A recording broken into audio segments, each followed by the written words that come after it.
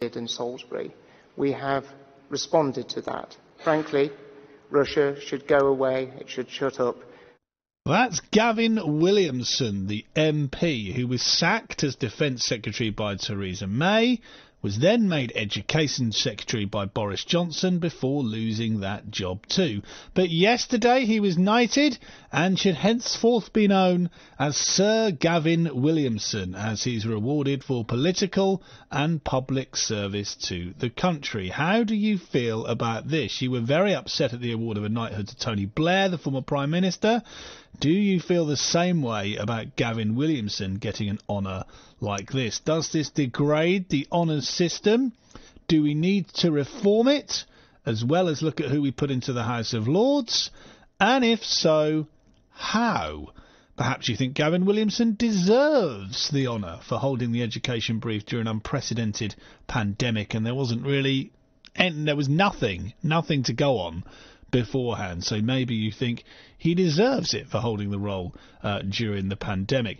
Your thoughts this morning are welcome. You can get in touch on WhatsApp. 08000 321 333 is our WhatsApp number. Start your message with the word Essex. Mark Llewellyn-Slade is an award and honours expert. Hi to you, Mark. Morning, Ben. Hi. Are we giving away honours cheaply? Well, I mean, that's really a question for number 10, to be honest. I mean, maybe the government's thinking here is that Gavin had a tough job at the time. I think we would all agree with that. We were all sailing in uncharted waters at the beginning of the pandemic, and it's easy to be critical after the event.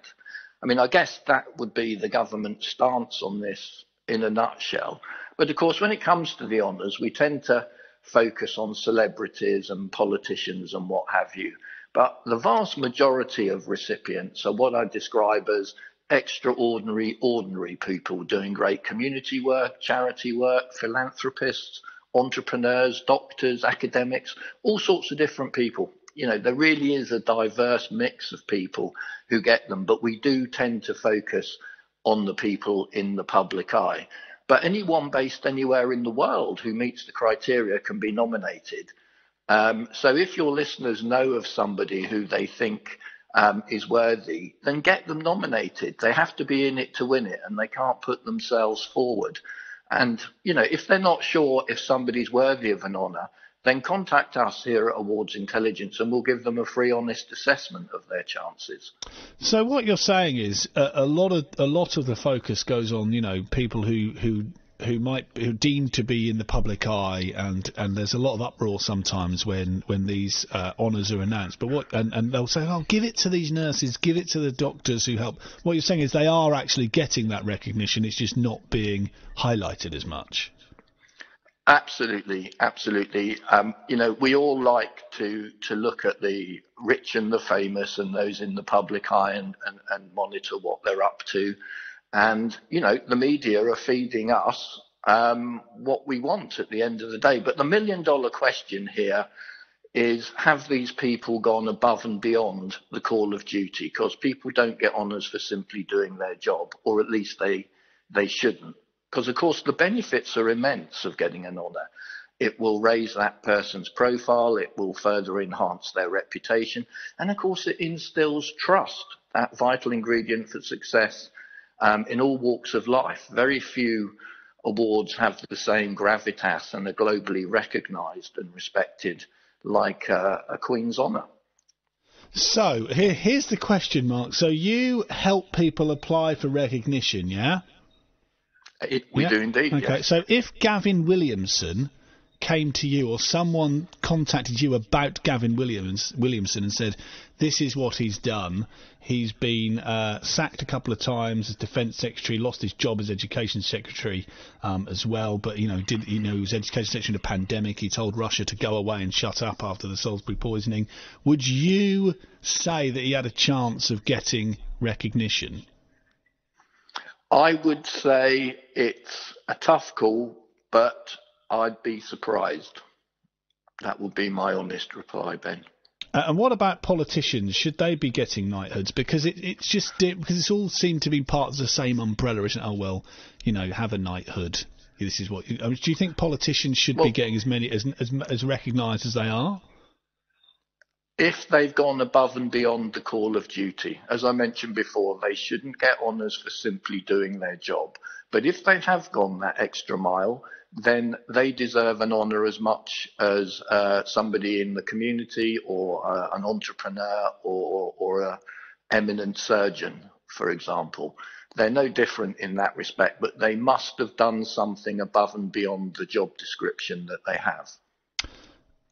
So again, and there's a lot of celebrities that are in that bracket where they have just done, they've just been a celebrity and they get awards in the New Year's honours. Well, again, there are celebrities and there are globally renowned celebrities, if you like. And again, if a celebrity has reached the top of their chosen field, then again, they deserve an honour. But many of the celebrities that get honours don't just get them for their day job, as it were. A lot of them are giving back in some way, whether it's philanthropic, they're donating money to worthy causes, or whether they're getting their hands dirty, literally helping communities, in difficult situations. So, yeah, most people have done something in addition to what they're renowned for doing. And do you think that's more so the case now? Because the honours system has come under scrutiny for a number of years. Do you think there is more recognition that, some people are getting a bit disgruntled by it, and so they are just giving it more regularly to people that are going above and beyond? I think I've certainly known or seen a slight shift over the last 15 years or so that we've been doing this. In the old days, as it were, it seemed that it was easier to, for example, build a very successful business, employ lots of people, sell it for many millions of pounds, and you'd end up getting an honour at some point if you were nominated. Nowadays, you're expected to build that business. Yes, it's fine to sell it because you've built a great business. You are employing lots of people, paying lots of tax, which the government like. But they are expecting people to then take a step back and think, okay, I've done all right for myself. How can I help other people in some way, whether it's through mentoring, whether it's through charity work, and that kind of thing. So, yeah, it is expected very much so in this day and age that you're giving back and you're helping people in one way or another.